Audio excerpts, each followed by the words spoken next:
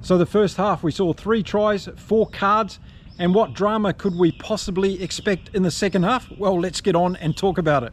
Ireland versus South Africa, what a game of rugby that was, and we're going to go and sit in the park and relive that match through my eyes. So let's go and do that. But as I'm walking to the park, I want to tell you about United Rugby Fans. Yes, 65 days ago I started a not-for-profit organisation across the world to give rugby fans a bigger voice in the game. Yes, we're going to take on all the rugby unions in the world rugby. We're going to work together with them to make our great game better, and we're going to give fans, the 500 million rugby fans across the world, a greater voice in the game.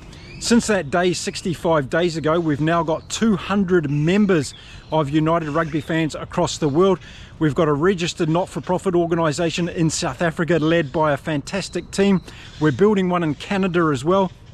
And we've got plenty of other activity going on around the world. Now I want to give a shout out to some new members of United Rugby Fans that have just joined us. Tom Smith up there in Canada. G'day Tom. Derek Adami in South Africa. Hello Derek, great to have you with us on board. Ryan Mackey from Luxembourg, you're joining us as well at United Rugby Fans. And also Martin Henneberry in the Philippines. Welcome to the team, Martin. So there you go. Go and sign up and be part of United Rugby Fans. We want to get as many of the 500 million rugby fans across the world as part of our platform so that we can help you take back control of the game of rugby. Now let's go and talk about this incredible game. Now the start of this game was just absolutely incredible. First of all, we've got to recognise R.G. Schneemann, who was celebrating his 50th cap for the Springboks today. And if you know anything about his journey in rugby, you'll know that he's been through a lot of adversity. So it was great to see him get 50 caps in this particular game for the Springboks. Now the game got off to a helter-skelter start, and that's all I can say in terms of both teams going at each other, both showing they wanted to run the ball. We saw a great attacking play from South Africa, then we saw a great running down the line from the Irish, and I thought, wow, this game is going to have it all. Now in the next play, it was Jasper Wiese who won a fantastic penalty for South Africa, and he was going to make a big difference in this game throughout the game, Jasper Wiese. But this penalty set up a great opportunity for South Africa to go on attack. And boy, did they attack. A fantastic backline move, and we ended up seeing Damian Willemse go over for the first try of the game in the 3rd minute of the game. And I thought, oh wow, are we going to see the floodgates open from South Africa? It was a great backline move from the Springboks, everybody involved, and Damian Willemse went over in the corner. Unfortunately for the Springboks, Sasha Feinberg and Ngomazulu was not able to get the conversion over, but South Africa led 5 points to 0 after as many minutes. But straight away after that try and the restart, it was going to be Ireland showing some initiative, and we saw a brilliant break from James Lowe, who was able to beat Cheslin Colby and go on a great 40-metre run down the field but before he got tackled by the Springboks defensive line. It was a great move from Lowe, and he did this on a couple of occasions early in the game. Ireland got down onto attack. They had an attacking line out, but South Africa stole the line out, and Kobus Reinhardt was able to clear for the Springboks. And this was a bit of a theme that was going to continue in this game. Just when Ireland looked like they were going to be really dangerous, South Africa would be able to stop them in their tracks with fantastic defensive work. And that's what happened early on in this game as well. In the 10th minute, we saw James Lowe give away a penalty for taking out a South African player while they were in the air competing. It was just fractions of seconds in it from James Lowe, but it's these small things that do happen in games that make a big difference. So a penalty was given to South Africa for James Lowe hitting or connecting with a player while he was in the air trying to take that particular high ball. We were only at the 6th minute of the game when this first scrum happened, and we weren't going to see any more scoring in the game until the 33rd minute of the game. But that didn't mean that this game was going to be boring, no way. In fact, it got really intense because both teams were throwing everything at each other, but South Africa was getting a lot of possession, and I mean a lot of possession. So Ireland were having trouble getting their hands on the ball, and when they were, they needed to be really careful not to make mistakes. And now after that first scrum, we weren't going to see any more scoring in the game until we got into the 33rd minute of the game. But that didn't mean this game wasn't going to be intense, no way. In fact, the opposite. It got more intense, and each team was really going at each other. Ireland decided to come up with a strategy for their scrums. Quick ball out as fast as they could, so they couldn't get pushed around by the South Africans. The South Africans on the other side, though, were going to try and get scrum penalties from every opportunity they could. So the whole scrum strategy side of things became very interesting early on in this game. In the 17th minute, Ireland got a penalty that was within kicking range, and Sam Prendergast decided to have a shot for goal. He hit the post, and as a result of that, Ireland got an opportunity to go really close. It was helter-skelter at the South African line. It looked like Ireland were going to score, but unfortunately for Ireland, there was an infringement. James Ryan would be the man that would see the first yellow card of this game. It happened in the 19th minute, and it started to unfold the deck of cards that were going to continue throughout this rugby game. So James Ryan was sent off. Ireland were down to 14 men. It wasn't South Africa this weekend that were down to 14 men. So this saw all sorts of problems going through the Irish contingency, because what was going to happen with the power that South Africa was showing against this Irish pack? Well, we didn't have to wait too long to find out. South Africa kept the pressure on, and in the 25th minute we thought that Boan Venter had gone over for a try, but the TMO had found a forward pass, so it didn't count for the South Africans. But the pressure was starting to tell on Ireland, and it started to look like a heavyweight boxing fight this game. It was just punch after punch from South Africa. Their forwards were dominating, and when they got the ball into their backs, they were looking incredibly dangerous. But somehow Ireland were able to stand up and keep repelling every one of the attacks up until this stage.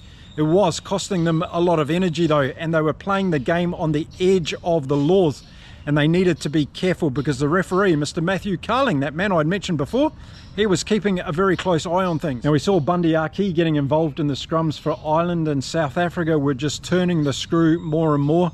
And then unfortunately on the 26th minute we saw James Ryan's yellow card upgraded to a red card. So that was going to be a 20-minute cost to the Irish before they were going to be able to replace James Ryan. But that was the least of their worries, I can tell you. More was coming.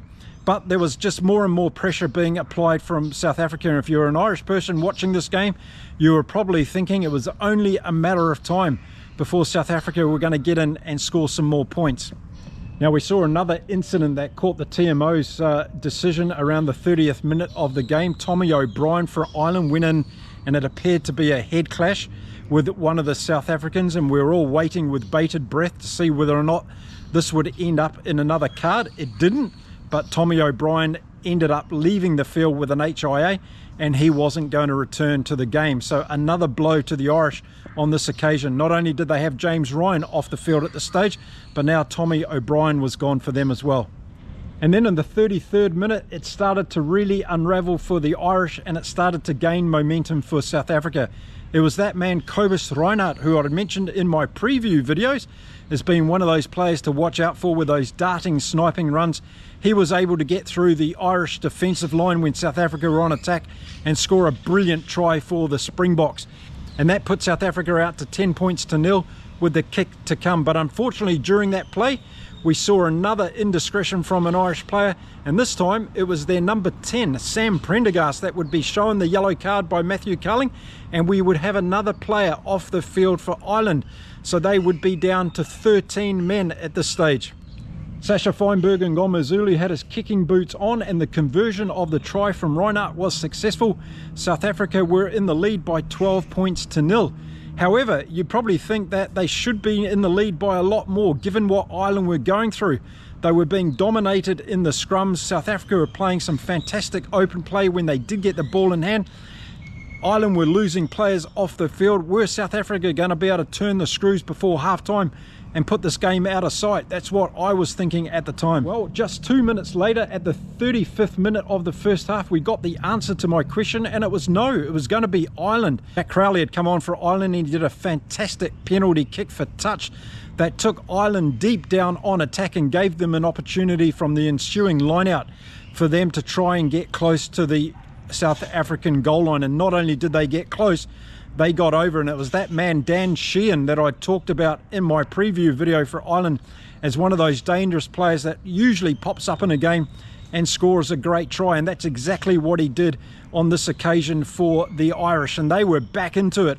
And who would have believed it, at the pressure that South Africa was putting on, the dominance they were showing, Ireland were not just laying down in this game. And as we got deep into the first half, they got their first points on the board. So the conversion was successful to the try. It was now 12-7 to South Africa in the lead with just a couple of minutes to go before halftime. But there was going to be another drama, another plot twist in this game, and it was going to be that man that kicked the conversion, Jack Crowley, who was going to be shown a yellow card for an infringement. It was picked up by Matthew Carling. So there we go. So Ireland were down to 13 men. They had endured the red card. Sam Prendergast had been sent off, and now Jack Crowley, their two number 10s, were sitting on the sideline. I was shaking my head. I don't think I've ever seen this in over watching rugby for 50 odd years, with two number 10s from the same team sitting down in the sin bin just before half time. It was incredible to watch. So obviously Ireland were ultra vulnerable now and at a disadvantage with so many men off the field, and South Africa made a very interesting change.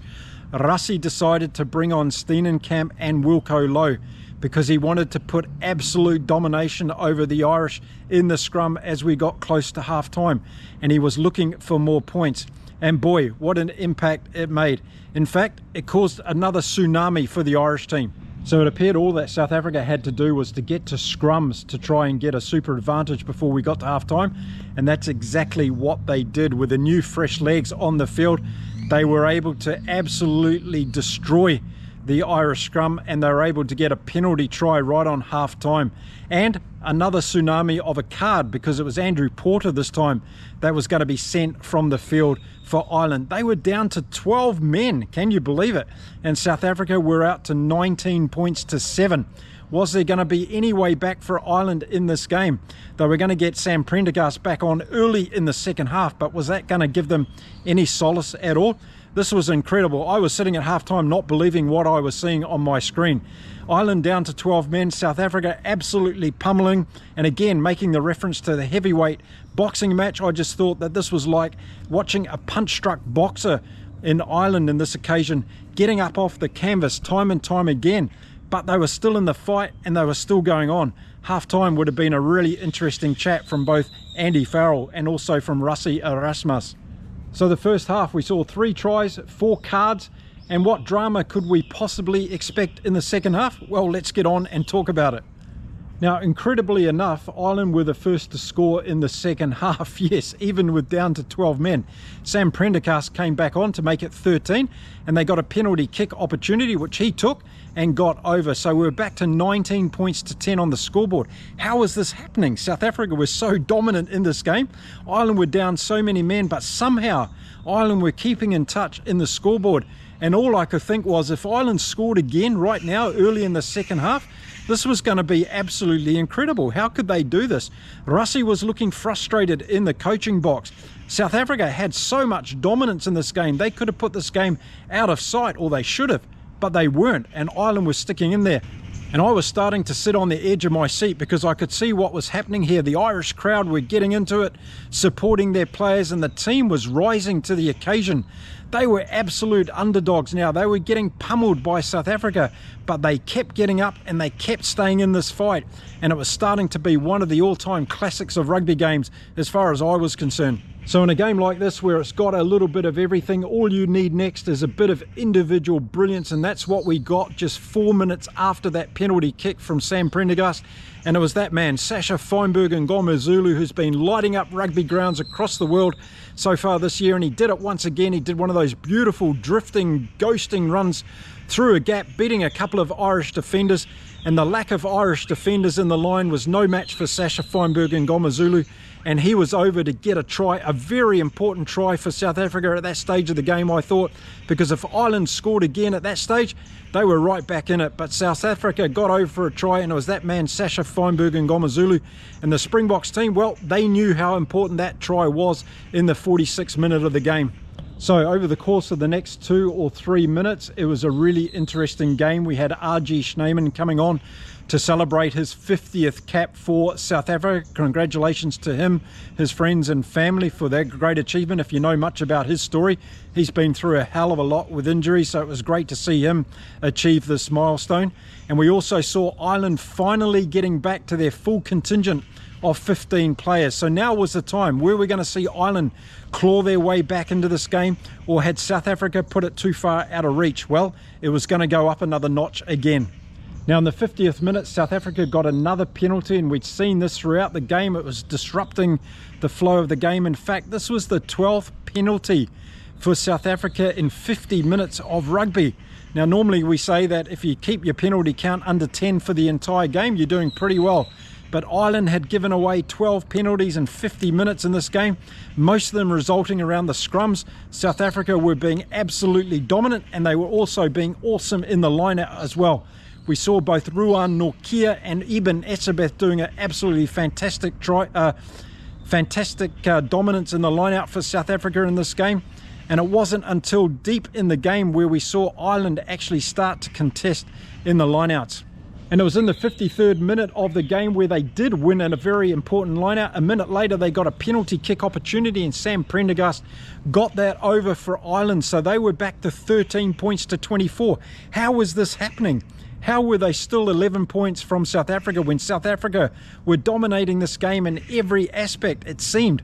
But it was the Irish will and grit and determination that was keeping them in this game. The crowd were doing everything they could get behind their team, and we were going to be in for a cracking last 20 minutes. What was going to happen? No one knew.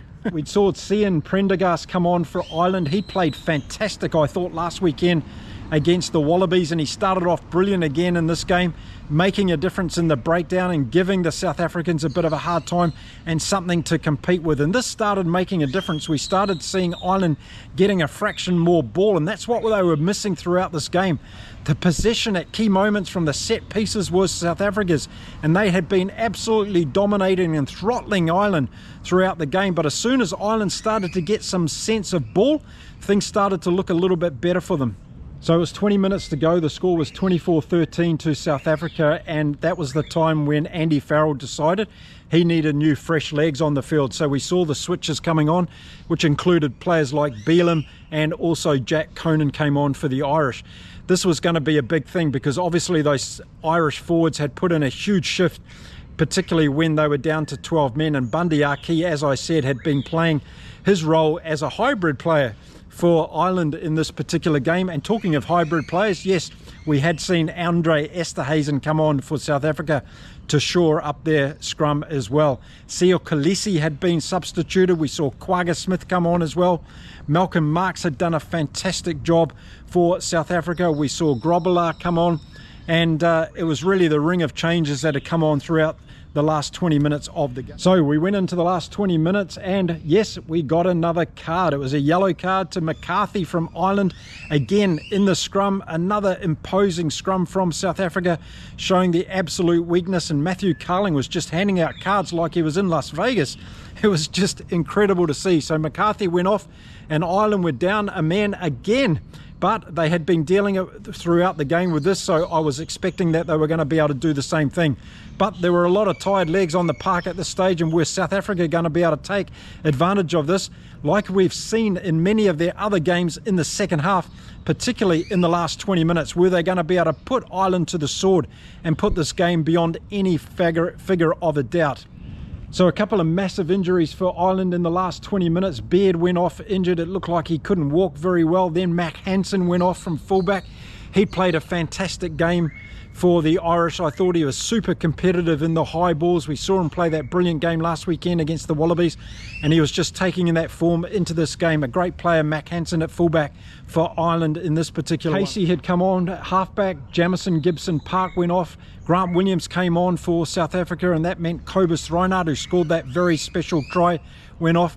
And this was going to be the way that South Africa were going to look at playing the rest of this game. Sasha Feinberg and Ngoma Zulu was replaced by Mani Lebok. So Rarasi had made all the changes, and we're hoping that this was going to make the difference. Did he want to hold on to this game, or was he trying to put Ireland away? Well, I thought he was trying to put Ireland away. But the Irish determination, their grit, and their fight in this game was just something to behold. Even as a neutral rugby fan, I was just thinking that Ireland were doing an outstanding game just staying in this game. It didn't really matter in that last 10 minutes to me that they were losing. They were just showing all the elements and values of what it is as a rugby team. They were sticking together, they were fighting for each other, they were giving 110% in this game to try and stay in there with South Africa. South Africa were the dominant team, there was no doubt about it. Their scrum was absolutely immense throughout this game, and they were absolutely brilliant at the breakdown. But Ireland were giving everything. They were putting their heart and soul into it, and it was just making me a bigger rugby fan than I already am, if that's at all possible. And then in the 76th minute, we saw a yellow card, and this time it was for South Africa, and R.G. Schneemann was shown the yellow card. But woe and behold, another twist to the game. He came back on a few seconds later because it was deemed to be an infringement, or the player had his foot in touch before that yellow card infringement. So R.G. Schneemann came back on the field again. I tell you, this game had absolutely everything to the very end. And I tell you what, that last 26 minutes of that game, when South Africa scored in the 56th minute to go 24-13 up, and the final score being 24-13, that was a fantastic accomplishment by Ireland. They kept South Africa out. They weren't able to score again despite the absolute dominance they had, and that was absolute kudos to this Irish team and all of the things that they had to put up with throughout this game. This was just an incredible game of rugby. I don't think I've seen a game of rugby like it, and I think for me these are the two best teams in world rugby at the moment. The intensity that Ireland brought, and even though they lost this game, you know, they showed everything. They've got an immense amount of talent in this game. If it hadn't been for all the cards, who knows what would have happened, would have, could have, should have. But this was a brilliant game, and South Africa deserved the win. There was no doubt about it. They were absolutely dominant, and I haven't even talked about that man, Malcolm Marx, yet. He was, of course, a fantastic player in this game. He did a lot of fantastic things, and of course, he ended up being Player of the Year, nominated by World Rugby and selected by World Rugby as World Rugby Player of the Year. So congratulations to Malcolm Marx. Absolutely deserved it this year. Very close, I think, from Louis Biel-Biarri. He's been absolutely incredible this year and played another brilliant game against Australia. But this year, Malcolm Marx deserves it. Well done to him and everybody associated with him. But listen, this was an incredible game of rugby. It had everything that rugby's all about. It had drama, it had controversy, it had individual brilliance with Sasha Feinberg and Ngoma Zulu, Damien Willemse getting in there and scoring a brilliant try. James Lowe was brilliant for Ireland, I thought. Caelan Doris was immense. Josh van der Flier and some of the breakdowns was absolutely brilliant. And despite them being absolutely smashed at scrum time, the Irish forwards, they got up there, and you could see Ty Furlong, every time they did do a good scrum, he was pumping his chest and giving fist pumps and everything. It was just absolutely fantastic. All the micro wins that Ireland were getting in this game were being celebrated. And I tell you what, with the amount of dominance that South Africa had in this game, they probably should have put on another 20 points, but it was only because of the Irish defence and their determination to keep the South Africans out that they weren't able to do it. There was a lot of amazing players for Ireland, I thought, in this game. Caelan Doris was immense. Josh van der Flier was very, very good indeed. Byrne and Baird both played their parts while on the field. Ty Furlong was good, giving everything he could. Bundy Aki, of course, giving his contribution. Gary Ringrose on a couple of occasions in defence was fantastic as well. And Mac Hansen, until he went off, played a big game. James Rowe, a couple of important kicks and also breaks in the game.